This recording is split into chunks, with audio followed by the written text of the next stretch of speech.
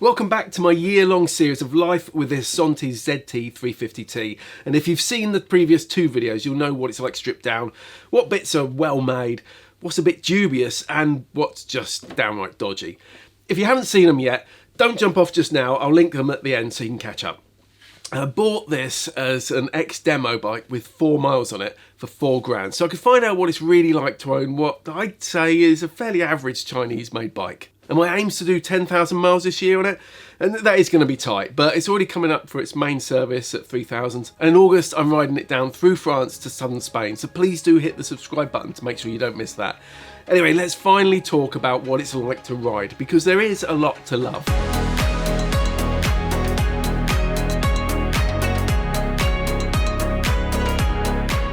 Now the paid promotion flag popped up because this video is sponsored by Kalimoto, which always proves to be a great way to get out and enjoy the bike. I'll tell you more about that later. I've got to say that when I rode this bike home on a cold, damp winter's day, I was really impressed. And granted, I do think almost all bikes are fun, but this did put a big smile on my face. It's no powerhouse, it's just got a 348cc single cylinder engine that makes a claimed 39 brake horsepower at 9,500 RPM and 24 pound-foot at 7,500 RPM.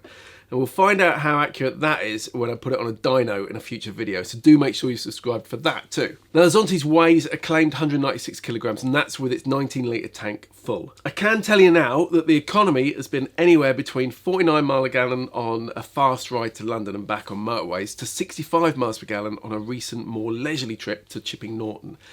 I've been measuring it between fills rather than using the economy meter on the dash because, well, that doesn't make any sense. Anyway, it's currently averaging 57 miles per gallon. And looking back on my reviews of the BMW G310 GS, that was averaging 65 miles per gallon. I do tend to be pretty heavy-handed on the throttle, so it'll be interesting to see what the king of economy, my boss Steve Rose, gets when he uses it for his 300-mile commute. Now that'll be another video coming up, but let's get going with this.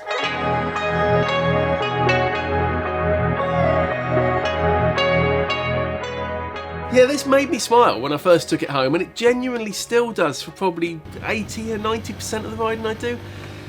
I love exploring twisty back roads, and this is brilliant for it. It's pretty light and it's really low, plus it's got enough go in it for safe overtaking.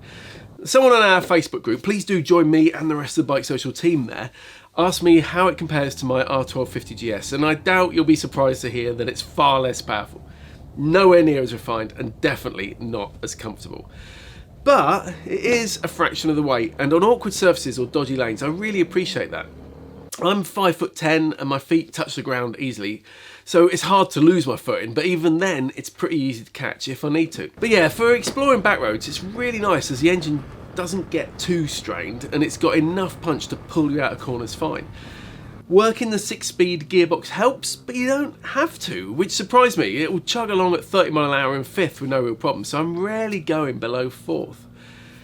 The CST tyres haven't caused me any problems, and they seem to be wearing okay. In the dry, they've occasionally felt a little bit less confidence inspiring than the Pirelli Angel GTs on my ZX6R or the Dunlop Mutants on my GS, but they're okay for how this will normally be ridden by most owners. Maybe I should ask John McGuinness to take it around a track like he did my 100,000 mile VFR. Let me know in the comments if you want me to do that. Look, honestly, it's a great little bike on back roads, and it's only maybe brand snobbery that's making me think I'd rather be on a BMW G310 GS. This handles fine, it's got enough go, and it's really easy to chuck about.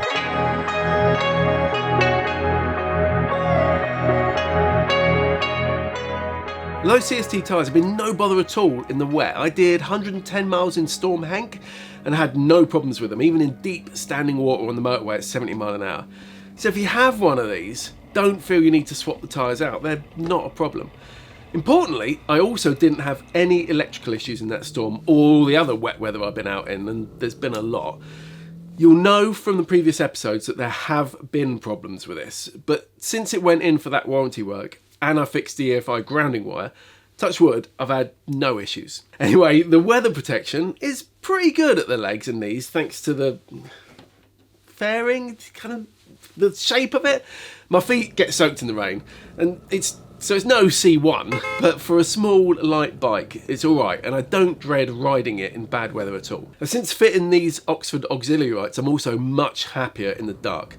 I talked about them and these rear run lights, which make me feel a lot safer in one of the previous videos.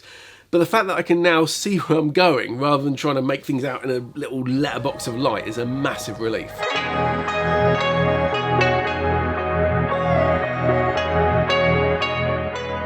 Helping with that weather protection is the screen. Yep, it's electric, and yes, that's more to go wrong, but it is pretty satisfying being able to just touch the button and move it up and down. I do find it annoying that it's all or nothing. You can't set it anywhere in between. But if I have a lid on with a peak, then I have it in the up position to reduce the drag on there and the wind blast. But with any other helmets, so I'd put it down at slower speeds in hot weather to get more wind to my helmet. You can definitely feel the difference in those two settings. How noisy you find the screen on any bike is going to depend on your height and your riding position.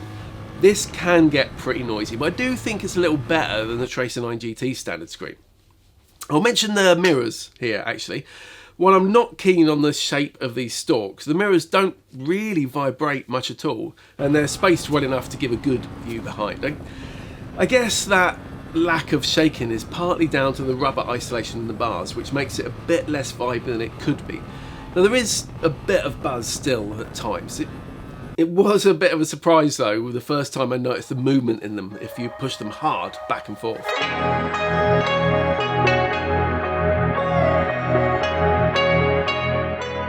The rear shock's adjustable for preload, but that's it on the Zontes. It works well really, and I've not had it get out of shape, but it's also not too harsh. Where I live, there's loads of bumps and potholes, but that's what I like about adventure bikes, even little ones like this. They tend to soak a lot of those bumps and potholes up. I don't want to sound wishy-washy, but whenever I describe this bike to anyone, I seem to end up saying it's fine. The suspension isn't brilliantly controlled, compliant when it needs to be, and firm when I'm going hard like the 1250 GS is. But it's not got full semi-active kit like that has, and you could buy about 4 of these bikes for the price of a new GS. The Zontes is great on twisty back roads where you don't need 200 brake horsepower and the fanciest Öhlins kit. It's a relatively cheap way to explore some of the really great routes lurking all around the country.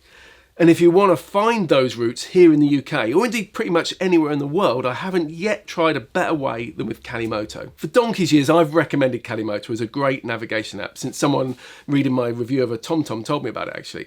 But I recently got asked if I'd do a paid promotion for it.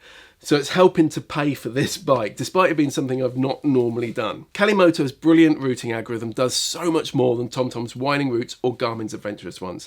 It doesn't waste your time in cities, and it really does find some stunning roads, even close to where you live.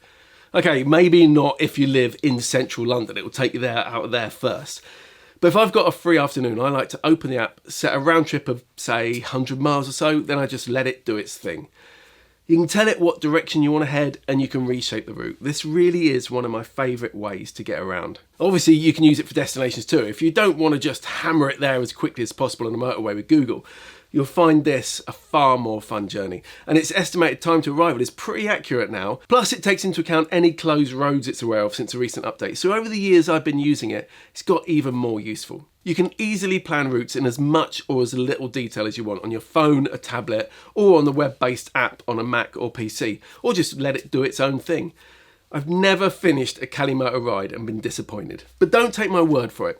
You can try a full version for free using the link in the description. If you don't like it, just cancel the subscription and you'll not be charged. Or there's a link to subscribe with 10% off, but whichever you choose, I opted not to get any affiliate payment from it, so it really doesn't make any difference to me whether you go for it or not. If you love exploring backroads, I reckon you should give it a go, as I'd never recommend anything I didn't completely believe in myself. Try it and let me know what you think.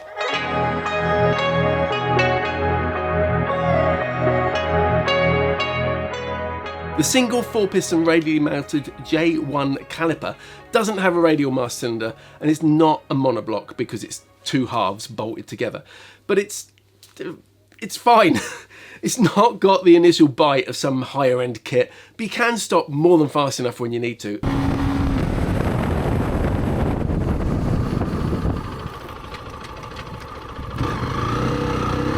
and the ABS is a Bosch system. The front dives a bit when you brake hard, but it works really well. The rear's a single piston and plenty powerful enough to get the ABS chattering, and it's still great for dragging if you want to scrub a bit of speed off mid-corner, or if you're just using it for a bit of low-speed control.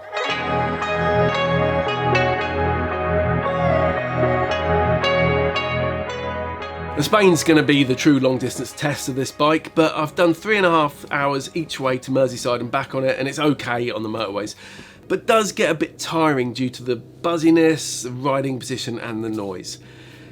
You want your earplugs on any bike over 40 miles an hour, but you'll appreciate the wind noise with this, masking the engine screaming away at 7,000 RPM at an indicated 70.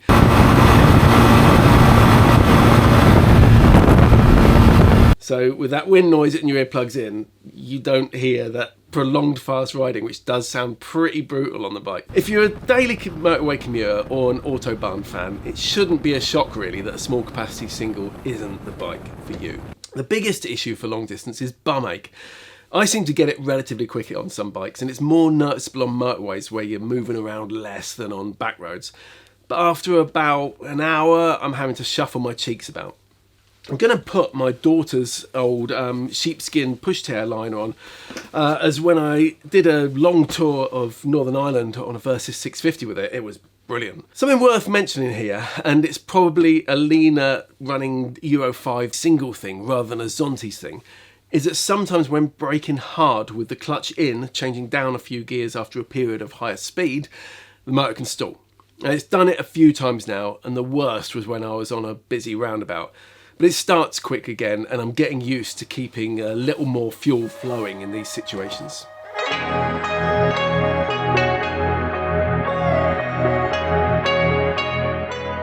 Yeah, my bum gets a bit achy, and that'll be partly down to the thin seat, though I should say that I used to own a BMW S1000 XR with a thin seat, but it was lovely and comfortable as it was so sculpted.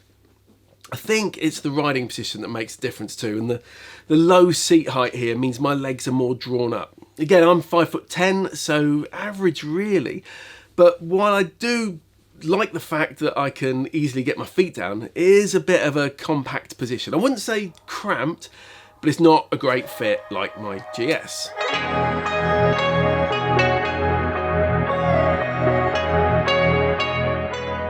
Because of the electric fuel filler cover, there's no room for a clip-on tank bag. I'm a massive fan of the neat SW Motec tank bags, and Shad has a similar system too, so it's a shame I can't use either of them here. There's no space under the seat for anything either, so you're going to need some luggage if you can't manage with a rucksack. Now, the load capacity of the Zontes ZT350-T is 189 kilograms, so take away my kitted up weight of about 100 kilograms, and that's 89 left. If my wife's pillion with me, that technically leaves us with about 20 to play with. I'm a massive fan of top boxes. I've had a big old Givy Trekker for many years and it's still going strong, but it'd dwarf this thing, and there's no fitting kit for this bike anyway. I thought I was going to have to lash on some kind of generic mount, but then realised that Shad does a full luggage set for this bike. I don't know why I didn't think to look there straight away, but Shad isn't as well known a brand in the UK as it deserves to be, which is crazy when you think that it's been making a massive range of seats and luggage in Spain since the early 70s for brands like Triumph, Yamaha, BMW. In fact, did you know that BMW's luggage is made by Shad? Even the clever Vario panniers, which will be less surprising in a minute. Point is, it's definitely worth checking out Shad when you need some luggage for any bike. Now, I went for the SH44 top box, which doesn't look too big on this, and it costs £122.99 plus £42.99 for the fitting kit. So pretty reasonably priced in comparison to what else is out there. Despite being quite compact, I've been amazed how much I can cram in here, including my lid, a change of clothes, a bottle of posh whiskey for my wife, and even a Tamiya RC kit. So although it's kind of at the relatively budget end of luggage, actually it's got a really nice finish, really nicely made, and yeah, plenty of room. If you want something bigger or smaller, Shad has a huge range, including an expanding top box that Bike Social's Andy Shoebridge has had on his S1000 XR for several years. Now, you might have noticed these rails on the side, and these are for something very special that I'm reviewing. To be honest, they're a bit premium for this bike, but I've got them in on review, and this is the machine I'm doing the most miles on. These, and I was going to say that this is an exclusive first look, but Bandit Man UK bought a set after seeing him on my bike at the Facebook group meetup, so scoop me. These are the Shad SH38X expanding panniers. Now Shad says they're the most compact panniers it makes, and the biggest at the same time because, like the BMW Vario panniers, they expand outwards quickly and easily. I do prefer this mechanism to that on the BMW panniers, as it's a more compact mechanism, and the width increases by a very impressive 40%. Now these all take a lid or whatever else you want, and the removable nets on the front stop your gear from tumbling out. Now these boxes are ideal for riding somewhere with them compacted, then opening them up to full size to stow your kit while you're parked up, which is something my wife and I really like doing. Or if you don't always need the full size for the biggest trips, or for putting in the extra stuff you collect on your travels. They cost £487.99 for the pair of boxes, so I wouldn't expect many to appear on cheaper bikes like this. But they are really well made, so like the top box, once you've invested in them, there's such a wide range of fitting kits, you can just swap them between bikes over many, many years. Like good security, invest in decent stuff and it should last a lifetime. Now, the panniers are of course fully lockable and they're going to be brilliant in Spain. Now they come with a spare lock barrel which can be used on a compatible Shad top box, but it's only the more premium ones that use this type of key, like the SH58X expanding top box. Mine has a smaller key, so I do need to carry both of them. Now I've got these on review, but like everything, I'm not sponsored or affiliated in any way. I should say though, that Bike Social members get access to hundreds of discounts, competitions, and money can't buy experiences. They're not linked to what I do, but I am pleased to say that there's a massive 10% saving on all Shad luggage on there. If you buy your insurance direct from Bennett's, you get membership to this and all the other deals absolutely free. Or you can join for just £6 a month with no minimum term. You could save that just by buying the top box. Check it out at bikesocial.co.uk/join. Right, back to the bike. Standing here talking about it, I want to get out and ride again because despite the faults it's had, I really do enjoy it. I guess its looks are a bit of an acquired taste, but it's quirky and it works. Besides the fact that it's probably not going to hold its value very well, and servicing every 3,000 miles is going to be pricey, but we'll look at that more closely in another video. I really like it, mostly.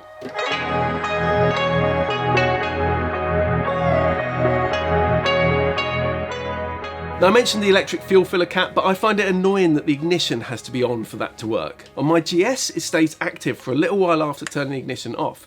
Here though, you can't turn the bike off until the flaps open. The fuel filler is still covered, but it's easy to forget and leave the ignition on, which isn't ideal when you're filling up splashing petrol around. If you hold the button to turn it off though, you end up with the bars locked. Well, they're not locked immediately if the bar's straight, but they will be when you turn them. And if you forget and push it away, that's really annoying and can kind of lose your footing. It's good if someone tries to pinch it, I guess, but I wish you could turn it off without locking the steering. And, well, you can, but only by walking away a couple of metres. Then it beeps 6 times and shuts down without locking the bars. So when you're cleaning it or working on it, that's how to turn the ignition off. And despite that loud squawking, this doesn't have an alarm. The beeps are just there for the rider. More annoyingly, the wheel alignment is definitely out against the markings on the swing arm. I can see the bars are out of line when I'm riding, so I've had to use my homemade measuring tool. It's just 2 straight edges held against the rear wheel, then the rear axle's adjusted to get the front wheel to sit in the middle of them. The markings might not then be right on the back wheel, but the wheels are then properly in line. To be fair, Ron Maxson once told me that even Honda frames used to be out in the old days, which is why he made the Ronometer. Nowadays, most bikes are pretty straight, but this one is clearly out somewhere. It hasn't been dangerous, it's not caused me any problems, and it felt fine before I adjusted it, but at least it actually looks straight now. The other things that get on my tits are pretty minor and all down to the dash really. The fuel range is way over optimistic. At my average 57 mpg, the 19 litre tank should be good for up to 272 miles before it's bone dry empty. But the dash always reckons 310 after every fill. So unlike most normal bikes, it's obviously not looking at the current average. Maybe that's because it makes no sense. When you switch over to miles from kilometres, the economy reading on the dash is actually showing litres per 100 per kilometres, despite it now saying mpg. And it's not an average, that's the current reading. The fuel range is also really annoying in that it drops in chunks. 1 minute it says it has 87 miles remaining, the next it says 47. Then 5 minutes later the gauge is flashing red. I'll try running it out later. Let me know in the comments how far you think this will go to on reserve, and we'll find out. The hazard lights don't work with the ignition off, which seems an oversight to me. Sure, you don't want people to be able to turn them on when you're parked up, but I'd have thought you should be able to activate them when the ignition's on, then have them stay on when you turn the bike off. The Zontes also has what looks like Android Auto or Apple CarPlay built into the dash, but it's utter garbage. I couldn't get it to work with my Google Pixel 7 Pro, but that phone's annoying with a few Bluetooth connections. I did get it to work with my iPad and my wife and daughter's Samsung phones. But when I say work, I mean it connected. The screen was so stuttery it was useless. And it's some weird proprietary screen mirroring thing that you have to download, not proper Android Auto. Of course, most of these things could probably be fixed with a firmware update, and I assumed at the last service that maybe there'd be one, but no. The official Zontes dealer mechanic I took it to didn't know of ever having any updates. Now, I don't want to end on a low though. The dash isn't all bad. Well, the skull at the start is pretty bad. But anyway, the tyre pressure monitoring is great to have and it's accurate. The voltmeter is good to have too, and that's accurate as well. And while I don't like any of the other screens, it's a nice touch that you can select different layouts. The Odo reads up to 999,999, which is a bit optimistic, I reckon. But over this year, I intend to give this ZT350-T a thorough test. What matters for this video is that yes, this Zontes is great fun to ride exactly where I love being, on scenic, twisty back roads. And yeah, it's fine. £4 well spent though? Well, for a nearly new bike, it's good value, but there's a lot more to test yet, and we need to see what it's worth when I try to sell it. I've got to say though, generally, I'm really enjoying it. So until next time, whatever you ride and however you ride it, just get out there and have fun.